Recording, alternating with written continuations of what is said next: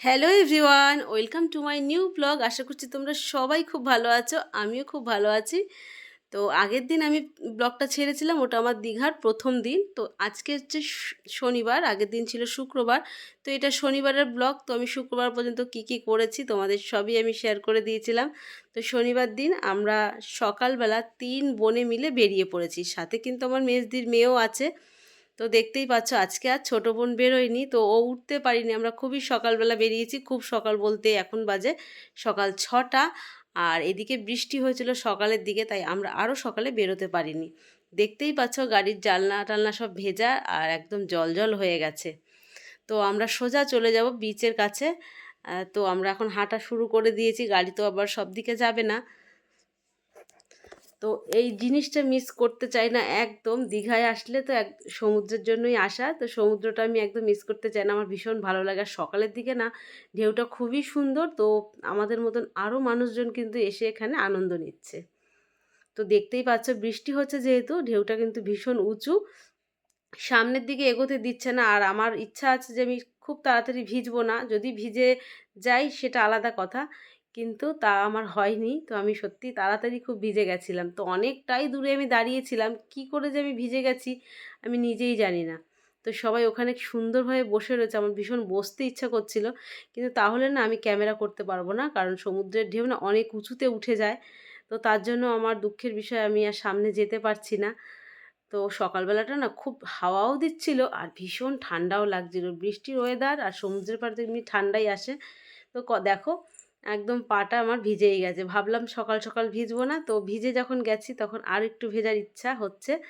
তো বোনেরা মিলে অনেক সেলফি, অনেক ভিডিও করেছি আর কত রিলসও বানিয়েছিলাম।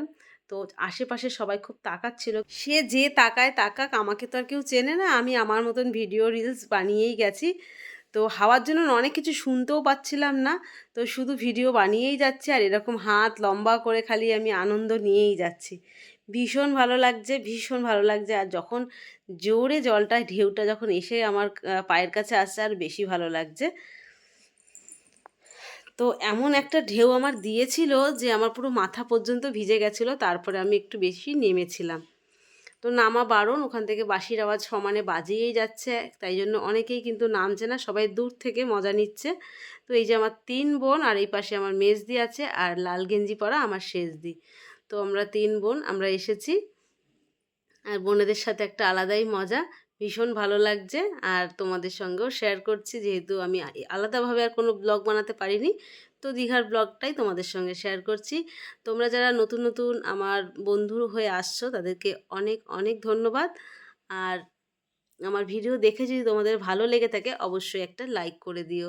কমেন্টের মাধ্যমে তোমাদের মতামতটা কিন্তু জানাতে একদম ভুলো না।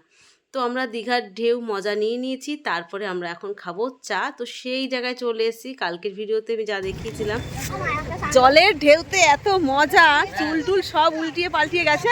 ভেবেছি ভিজবো না, কিন্তু পুরো ভিজে গেছি একদম। ডাঙায় দাঁড়িয়ে তো গায়ে তো জল ছিটে আসে। হ্যাঁ, অনেকটাই চলে। দুজন মাসিমা আমাকে জিজ্ঞেস করছিলেন তুমি কি নেমেছো, তো নামতে তো দিচ্ছে না। তাই বললাম যে না না, আমি নামিনি, আমি ডাঙা থেকেই ভিজে গেছিলাম। তো এখন আমার গলাও শুকিয়ে গেছে, পাও ব্যথা হয়ে গেছে, অনেকক্ষণ দাঁড়িয়েছিলাম। এখন খেয়ে নেবো চা, তারপরে চলে যাব হোটেলে। আর কোনো কাজ নেই। তো সকালটা বেশ ভালোই মজা করলাম। তো চলে আসলাম হোটেলের সামনে। অনেকক্ষণ ভিজে গায়ে ভিজে পায়ে ছিলাম, বেশ ঠান্ডা ঠান্ডাও লাগছে। তো এখন আমরা হোটেলের ভেতরে যাব, আর প্রথমেই না চেঞ্জ করে নেবো, তারপরে আমাদের আবার এই হোটেলের সামনেই আসতে হবে, কারণ এখানে ব্রেকফাস্টটা আমাদের করতে হবে। তো ফাইনালি আমি চেঞ্জ করে চলেও এসেছি, আর এখানে আরও একবার চা আমরা খেয়ে নেবো। আর যখন আমি ঘুরে বেড়াচ্ছি তো ভাবলাম তোমাদের সঙ্গে আরও একবার হোটেলটা শেয়ার করি। তো হোটেলটা খুবই সুন্দর, তোমরা যারা এখনও পর্যন্ত এই হোটেলে আসোনি তারা আসতে পারো, দারুণ সুব্যবস্থা আছে। তো আজকে আমরা যাব উদয়পুর বিচে। তো সকালের ব্রেকফাস্ট এখান থেকে সেরে নেব। আর এইখানে আমাদের আজকে প্রথমবার ব্রেকফাস্ট করব, যেহেতু আমাদের দীঘায় আসার এই প্রথম সকাল আজকে। তো চলো আজকে ব্রেকফাস্টে কি আছে তোমাদের সঙ্গে শেয়ার করি। আর দেখতেই পাচ্ছ কত সুন্দর পরিষ্কার সুন্দরভাবে গোছানো আছে। ব্রেকফাস্টটা যার যার মতো নিয়ে নিতে হবে। তো ব্রেকফাস্টে কি আছে, ব্রেকফাস্টে আছে এগ বয়েল, আর আছে এখানে ঘুগনি, আর এপাশে রয়েছে পুরি, আর রয়েছে চিড়ের পোলাও। চিড়ের পোলাওটা না দারুণ হয়েছিল, বেশি করে ছোলা বাদাম দেওয়া ছিল। আর আছে স্যান্ডউইচ, যার যার ইচ্ছা, জ্যাম জেলি, আর রয়েছে বাটার।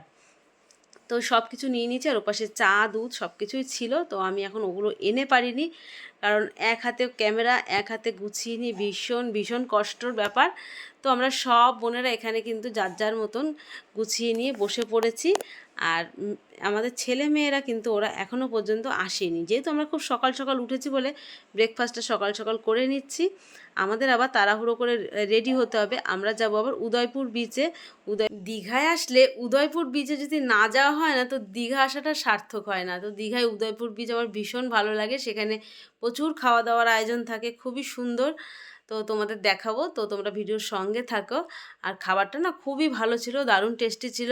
আর তৈরি করা খাবার খেতে কার না ভালো লাগে, বাড়িতে সবসময় রান্না বান্না কাজের মধ্যে থাকি, আর শরীরটা দিচ্ছিল না। তো দীঘায় এসে বেশ ভালো লাগছে, আনন্দ ফুর্তির মধ্যে আছি। বোনেদের সঙ্গে একসঙ্গে দু থেকে 3 দিন থাকাটা একটা বিশাল ব্যাপার, কারণ ওদেরকে না কাছে পাই না, বা ওদের যখন সময় হয় তখন আমার সময় হয় না, এই করে হয়ে ওঠে না। সবার বাচ্চাদের তো একই ক্লাস না, যার জন্য অসুবিধা হয়।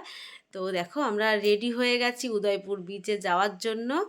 তো এখনও পর্যন্ত অনেকেই নামিনি, তো আমরা এখানে অপেক্ষা করছি। আর এই দিদিভাইয়ের সঙ্গে তোমাদের পরিচয় করায়নি, এই দিদিভাই আজকে এসেছে কর্তামশাইয়ের এক বন্ধুর বউ, তো তার জন্য তোমাদের সঙ্গে পরিচয় করা হয়নি।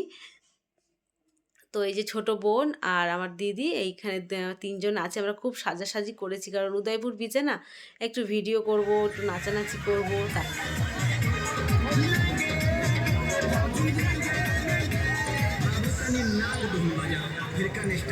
তো বন্ধুরা চলে এসেছে আমরা উদয়পুর বিচে, আর দেখতেই পেয়েছো কি ভীষণ পরিমাণে মিউজিক বাজছে, এক এক জায়গায় এক এক রকম। আর এই পাশটা হালকা জল, এখানে বোট চড়ার জায়গা। তো আমরাও চলে এসেছি, আমরাও এখন সেই পরিমাণে মজা করব। সব তোমাদের দেখাতে পারবো কিনা ঠিক জানি না, তো তোমরা ভিডিওটা দেখতে থাকো। আর এই যে জায়গায় জায়গায় যে কাঁচা কাঁচা মাছগুলো সাজানো থাকে, অনেকেই যারা খেতে চায় তারা সেইভাবে পছন্দ করে, তাদেরকে সেভাবে রান্না করে দেয়া হয়। তো আমরা কোনো মাছ টাছ কিছুই খাবো না, আমরা শুধু একটু মজা করতে এসেছি। তো কর্তামশাই এখন এসে পৌঁছায়নি, তো আমার আসার শুরুতেই আমার নাচানাচি শুরু। তোমরা তো জানো আমি নাচতে ভীষণ ভালোবাসি, নাচানাচি করতে আমার কিন্তু কোনো লজ্জা নেই, এতগুলো লোকের সামনে আমি কিন্তু সেইভাবে নেচে যাচ্ছি। তো এখানে আমাদের মেয়েরা আছে, দিদির 2 মেয়ে, আমার মেয়ে। তো ওরাও খুব মজা করছে, আমরা এক জায়গায় বসে আছি। আর জলের মধ্যে কিন্তু চেয়ার নিয়ে বসা এখন আর যাচ্ছে না, সেই নিয়মটা রাখেনি ওরা, কারণ যেহেতু একটু বর্ষাকাল না, ওই জন্য ভেতরে আর চেয়ার দেয়নি। তো আমরা উপরেই বসেছি, একদিকে ভালো, চেয়ারটা বালির মধ্যে ঢুকে গেলেই না পড়ে যাওয়ার সম্ভাবনা থাকে। তো এই যে আমরা 4 বোন এখানে ভীষণ মজা করছি, আর আমার বোন, মেজদি আর শেষদি। তো আমরা কিন্তু খুব খুব রিলস বানিয়েছি, ভিডিও করেছি। তো রিলস না কোনোটা লিপসিং মিলছে না, কারণ এখানে এত পরিমাণে আওয়াজ, কোনোটা লিপসিং মেলেনি।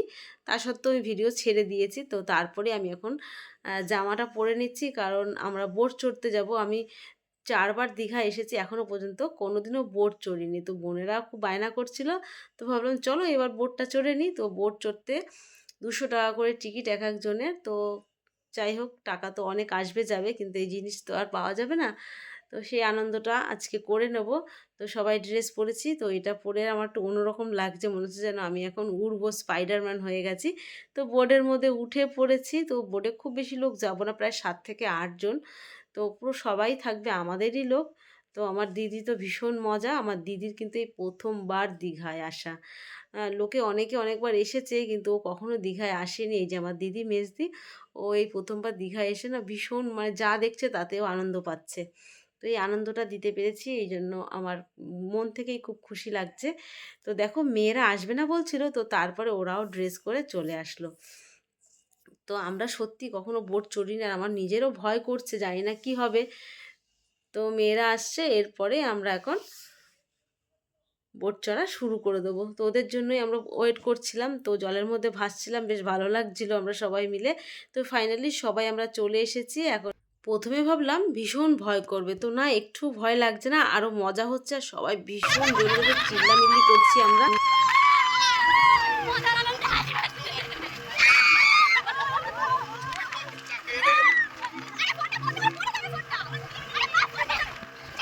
মেয়ে আমাকে খুব খুব বকছে যে ফোনটা বন্ধ করো, কেউ কিন্তু ফোন আনিনি, আমি একমাত্র ফোন নিয়েছি।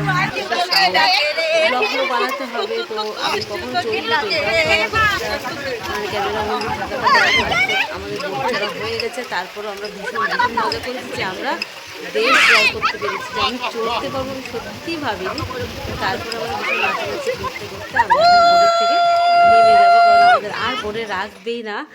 তো আমরা নেমে যাওয়ার পরেও কিন্তু আবার সেই জলের মধ্যে সেই মজা করেছি, সেই মজা তোমরা দেখে বুঝতে পারছো। আর আমি যেখানেই যাই আমি এইভাবে কিন্তু সবাইকে আনন্দ দিই, নিজেও আনন্দ উপভোগ করে থাকি। তো বন্ধুরা, দীঘার দ্বিতীয় পর্ব উদয়পুর ব্লগটা এই পর্যন্তই রাখলাম। তো পরের ভিডিওটা কিন্তু খুব শিগগিরই আসছে, তোমরা কিন্তু অবশ্যই দেখো।